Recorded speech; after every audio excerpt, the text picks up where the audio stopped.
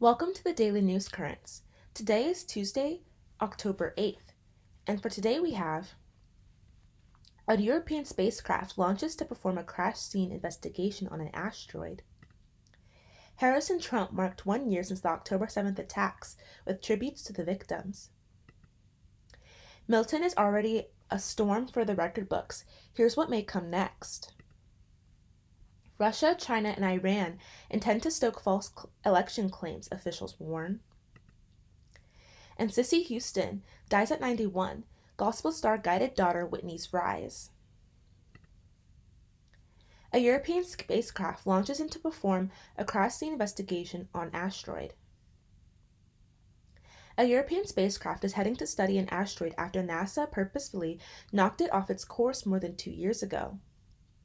The European Space Agency, ESA, Hera spacecraft lifted off on a SpaceX Falcon 9 rocket from Cape Canaveral Space Force Station in Florida at 10:52 a.m. Eastern Time on Monday.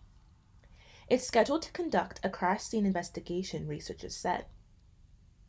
Hera's mission will focus on the asteroid Dimorphos, where a golf cart-sized spacecraft crashed on September 26, 2022.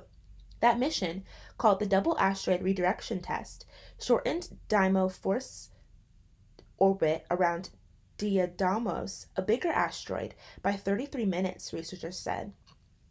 The successful mission was only a test of the concept, to see if an asteroid one day threatens to hit Earth, whether it could be pushed out of harm's way. On a series of flybys, Hera will survey Dimorphos' mineral makeup and the dust surrounding it, the agency said. Its mission will also help scientists understand how big the crater is that was created during the DART mission, which they say could help in future asteroid deflections. Hera will also enable researchers to get a more accurate estimate of Dimorphos' mass. The top ESA official called Monday's mission a bold step in ramping up the European agency's role in defending the planet.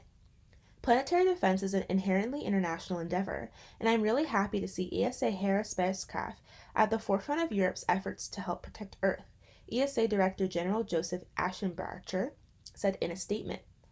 While in space, Hera will also conduct experiments and try self-driving navigation around both asteroids, the agency also said. The asteroids are part of a binary asteroid system in which Dimorphos, at about 530 feet across, orbits Didymos, about half a mile across.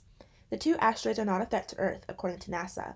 Both came within 6 million miles of Earth in 2022, according to the ESA. Hera's mission will also include the first detailed survey of Didymos. The spacecraft is set to reach the asteroids in the fall of 2026, according to the ESA. Harris and Trump marked 1 year since the October 7th attacks, with tributes to the victims. 1 year after Hamas attacked Israel, both major party presidential candidates marked the date on Monday with promises of continued support for the Jewish state. Vice President Harris remembered the victims of the October 7th attack by planting a memorial tree at her residence in the Naval Observatory in Washington, D.C., while former President Trump visited a sacred site for Hasidic Jews in Queens, New York. I will never forget October 7th, and the world must never forget, Harris said during a tree planting ceremony on the grounds of the vice president's residence. We must work to ensure nothing like the horrors of October 7th can ever happen again. Hamas, which controls Gaza, killed about 1,200 people in Israel on October 7 and took some 250 hostages in Gaza, according to Israel. A year later, more than 100 hostages are still unaccounted for. Israel's response to the attack has killed at least 41,000 people in Gaza, according to Gaza health officials. Harris reiterated her support for Israel's defense and promised the Biden administration would continue working to free the remaining hostages in Gaza. She then read the names of 7 missing American citizens. Harris also called for efforts to relieve the immense suffering of innocent Palestinians in Gaza who have experienced so much pain and loss over the year. She appeared alongside her husband, Doug Emhoff, who is Jewish, and who has also led White House efforts to fight anti-Semitism. Trump visited a Jewish holy site in New York. Trump met with members of the Orthodox Jewish community in New York on Monday morning, visited the grave of Rabbi Menachem Mendel Schneerson, an influential Orthodox rabbi who died in 1994. Trump was then scheduled to attend an October 7th remembrance event Monday evening with Jewish leaders, according to Trump campaign officials. Hamas's stated goal is the elimination of Israel and the establishment of a Palestinian state. Israel says the objective of war in Gaza is to eliminate Hamas. The war has exposed rifts within the Democratic Party over the Biden-Harris administration's support for Israel. Those divides are particularly pronounced among younger voters, a key voting bloc for Democrats, and a group more likely than older voters to express sympathy for the Palestinian people. According to the Pew Research Center, voters ages 18 to 29 also are less supportive of U.S. military aid to Israel. Trump has sought to capitalize on those tensions within his rival party, saying recently that any Jewish voter who supports a Democrat is a fool. Those remarks drew widespread criticism from Jewish organizations across the ideological spectrum. He continued emphasizing the message on an interview Monday with radio host Hugh Hewitt. "I did more for Israel than anybody. I did more for the Jewish people than anybody. And it's not reciprocal, as they say," Trump said. Milton is already a storm for the record books.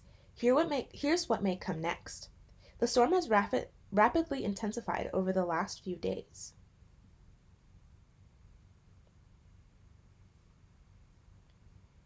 Meteorologists were glued to their computers on Monday morning, watching virtual data as the Air Force Reserve Hurricane Hunter airplane made pass after pass through the eye of Hurricane Milton. Every time it did, it found the pressure had dropped and the eye wall wind speeds had increased, indicating that the storm was becoming more intense by the minute. The hurricane went from a staggering Category 1 storm at midnight to a Category 5 hurricane by noon, and it did not stop there. By 8 p.m. on Monday, the storm's maximum sustained wind speeds had increased to 180 miles per hour, making Milton one of the strongest Atlantic hurricanes ever. Based on wind speed, it joins a handful of other hurricanes to rival the strongest Atlantic storm ever recorded, a 1980 hurricane named Ellen, which had a peak wind speed of 190 miles per hour before it made landfall along the United States-Mexico border. As a small compact system, however, Milton is more similar to Hurricane Wilma of 2005, which holds the record for the lowest pressure in a hurricane, another measure of a storm's intensity. The small size, in excess of extremely warm waters in the Gulf of Mexico, and calm atmospheric conditions allowed Milton to explosively intensify, as Hurricane Center forecasters noted in an early afternoon update on Monday. The standard meteorological definition of rapid intensification is 30 knots in 24 hours, or roughly 35 miles per hour daily. Milton increased by more than double this definition on Monday, at a pace similar to that of Wilma and another record storm, Hurricane Felix, in 2007. Hurricane Rita, which reached 180 miles per hour wind speeds in 2005, created extensive damage when it made landfall in Louisiana, blowing windows out of buildings and pushing a strong surge inland. Rita packed a punch, despite weakening to a Category 3 before landfall, something Milton is also likely to do as it nears Florida. At some point, Milton will stop intensifying. Most Category 5 storms will weaken through an eye wall replacement cycle when a new wall of thunderstorms begins to form around the smaller inner eye wall, choking out its moisture source and creating a much larger eye of the hurricane. That evolution will likely cause Milton, which has physically fairly tiny on Monday, to grow physically larger but gradually weaken on Tuesday. It has to go through an eye wall replacement cycle soon, Phil Koltzbach, a hurricane expert at Colorado State University, said on Monday afternoon. After an eye wall replacement cycle, a storm usually intensifies again, but the turbulent conditions in the eastern Gulf of Mexico, called wind shear, the change of airspeed and direction with height, may limit its ability to strengthen and may even weaken the storm further. This same interaction may again cause the storm to grow, making the system a large and powerful hurricane at landfall in Florida, with life-threatening hazards at the coastline and well inland. When a storm grows larger, the surge can increase as the winds cover a greater distance from its center. The winds help create the surge, which acts similarly to pushing water with your finger. Now imagine how much water you could push with your arm instead. Here's how changes in the storm path could affect residents. As the storm approaches Florida in the coming days, its most likely path as of Monday evening is through the central part of the state. The exact path it takes will have huge ramifications over where the storm surge will hit and where it won't. For example, if the storm is tracking towards the northeast and makes landfall just west of Tampa Bay, the surge will push right up the mouth of the bay. If the storm makes landfall farther south, Tampa Bay might be spared, but anywhere south of the center path of the storm will have a terrible surge. Another thing to consider is that another area of disturbed weather has been bringing flooding rains to the Florida peninsula ahead of Milton. As the state just saw with Hurricane Helene, devastating effects can occur when rain falls ahead of a hurricane landfall. The amount of rain that falls will depend on how quickly the storm moves across the peninsula and where it makes landfall. Russia, China, and Iran intend to stoke false election claims, officials warn. Intelligence officials said that foreign adversaries were planning to take advantage of another close U.S. election to undermine trust in the country's democratic process. Foreign efforts to undermine America's democracy will continue after Election Day, U.S. intelligence officials said on Monday, with covert influence campaigns focused on questioning the validity of election results after polls close. Adversaries believe that the possibility of a close presidential race and contested control of the Senate and House of Representatives offer opportunities to undermine trust in the election's integrity, the officials said as a part of an update 1 month before the vote.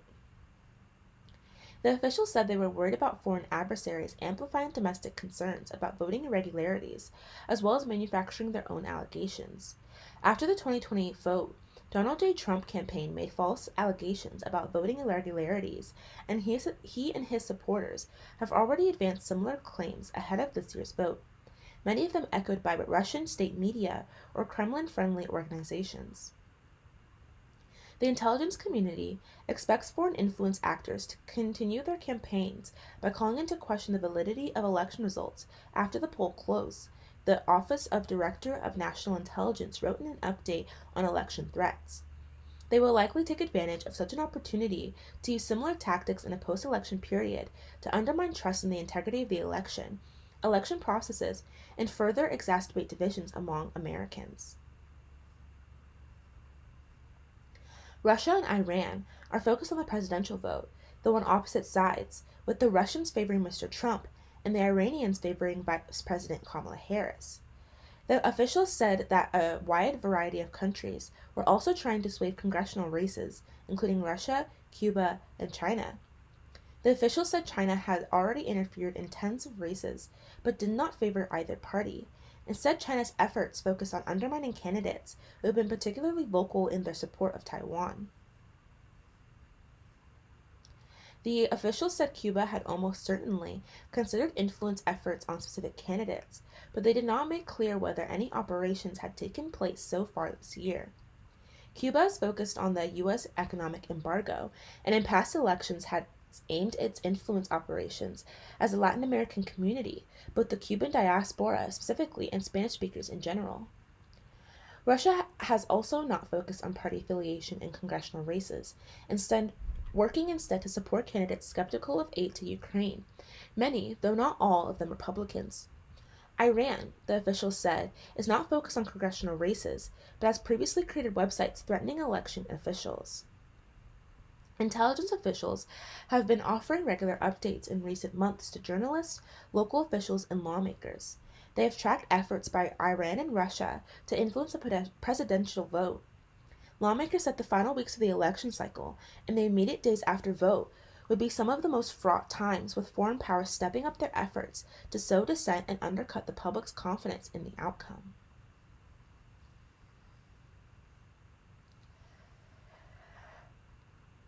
Administration officials have said that foreign powers realize it is very difficult to hack voting systems and change the count, especially given the hyperlocal nature of voting in the United States. But even if they cannot change actual votes, they can spread messages that suggest the process was flawed. Officials said they called such efforts perception hacking. Even when an adversary cannot change the vote, it can spread false narratives that systems were hacked and cannot be trusted. The FBI and Cybersecurity and Infrastructure Security Agency created a public service announcement last month designed to warn the public that foreign governments might try to spread false allegations that a ransomware attack or other hacking distribution could cause votes not to be counted. One CISA official said on Monday that some of the tactics foreign adversaries had used to spread false narratives could be repeated this fall. On Sunday, Senator Mark Kelly, Democrat of Arizona, told CBS News that a significant portion of political content seen by Americans on social media was of foreign origin, material made to look as though it was coming from Americans. There's a very reasonable chance, I would put it to 20 to 30% range, that the content you are seeing, the comments you are seeing, are coming from those of 3 countries: Russia, Iran, China, Mr. Kelly said. The officials on Monday declined to comment on Mr. Kelly's estimate, but they said foreign influence efforts were often made to look as though they came from fellow Americans. Foreign adversaries, one of the officials said, are getting better at hiding their hands and posing as Americans. Foreign powers, particularly Russia, have included Americans, both witting and unwitting, to spread disinformation. Last month, the Justice Department accused Russia of covertly spending $10 million to spread Kremlin-friendly messages through influential conservative commentators on Tenet Media, an outlet created only last year. Russia has also turned to a network of Americans in Moscow and anywhere to amplify narratives generated by companies contracted by the Kremlin to create fake videos spread through fake news outlets or inauthentic accounts on social media platforms. They include John Mark Duggan, a former deputy sheriff in Florida, who has been linked to scores of outlets using artificial intelligence tools to create articles. Iran has adopted a similar tactic. The Foundation for the Defense of Democracies has identified at least 19 websites that Iran has used to spread disinformation, though what appear to be American news outlets. Although intelligence officials say Iran has sought to support Ms. Harris's campaign, the fake outlets appeal to would-be voters across the political spectrum. One calling itself Savannah Time recently published a lengthy article purporting to have been written by Mike Rogers, the former Republican congressman from Michigan who is running for Senate. The article, which appeared to be written by AI based on an interview Mr. Rogers gave last month, suggested that election fraud was rampant, but that Republicans would win by large enough margins to make the matter moot. Mr. Rogers' campaign did not immediately respond to a request for comment about the article. Max Lesser, a senior analyst at the Foundation of Defense of Democracy Center on Cyber and Technology Innovation, said the greater awareness of foreign influence operations had helped blunt some of their impact, but that attacks on the American electoral system remain a vulnerability. America's adversaries, specifically China, Russia, and Iran, are seeking to cast doubt on the very value of democratic processes, Mr. Lesser wrote in a recent report, because America's most enduring asset is the strength of its democracy. Cissy Houston dies at 91. Gospel star guided daughter Whitney's rise. Hailing from a musical family, she won Grammys, sang backup to Elvis Presley and Aretha Franklin, and helped shepherd Whitney Houston to superstardom. Cissy Houston, a Grammy Award-winning soul and gospel star who helped shepherd her daughter Whitney Houston to superstardom, died on Monday at her home in Newark. She was 91. Her family announced her death in a statement, which said she had been in hospice care for Alzheimer's disease. Miss Houston was a gifted stylist whose powerful voice and deep faith made her an influential figure in gospel circles for decades.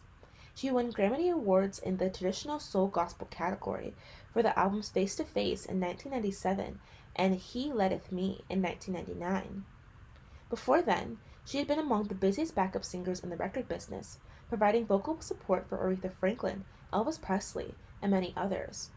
And for more than half a century, she was the choir director for the New Hope Baptist Church in Newark, where she got her start as a singer in the 1930s. Miss Houston was the matriarch of a singing dynasty that included her daughter, her nieces Dionne and Dee Dee Warwick, and a cousin, the opera singer LaTonya Price.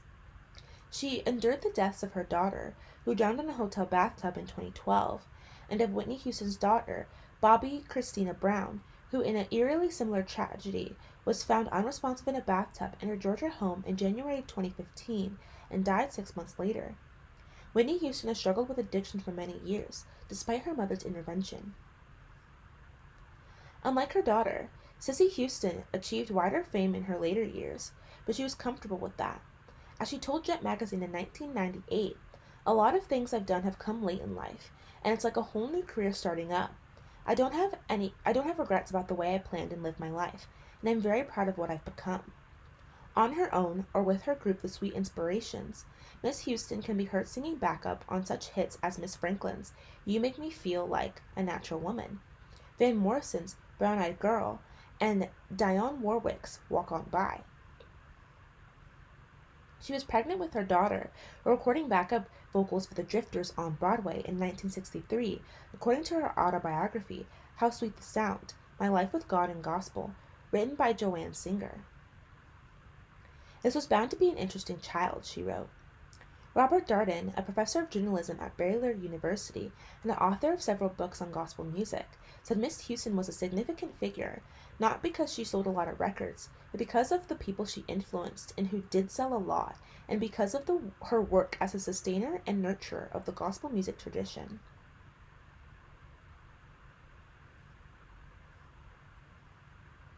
Whitney Houston was trained by the best, he continued, in an interview for this obituary in 2015.